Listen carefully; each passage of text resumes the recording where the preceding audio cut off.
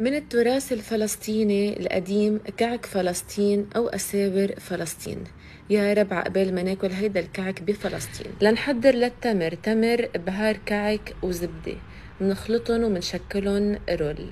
للعجينة كيلو طحين مع سميد فرخة، سكر باودر، حليب باودر، حبة البركة، شمر وينسون حمصتن، والسمسم كمان حمصته بيعطوا طعمة أطيب. منضيف الخميرة ومنقلب المواد الجافة سوا. منضيف السمن الحيواني مع زيت الزيتون ومنضيفن فوق المواد الجافة. منفرفكن لنتأكد إنه الطحين شرب كل كمية السمنة. بهالمرحلة حنضيف ماء اليانسون ومنقلبن سوا لتتشكل عنا عجينة طرية، بس نشكلها بهيدي الطريقة ما بتشقق معنا ولا بتفت.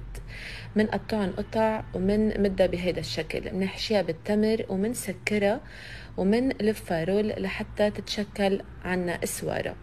منصف الأساور على صينية ومنخبزن على 200 درجة مدة 10 دقايق أو لحتى ياخدوا هيدا اللون الحلو. هيك أساور فلسطين بتكون جاهزة. يا رب عبال ما نسمع خبر يفرح قلوبنا كلياتنا، والنصر القريب إن شاء الله لفلسطين.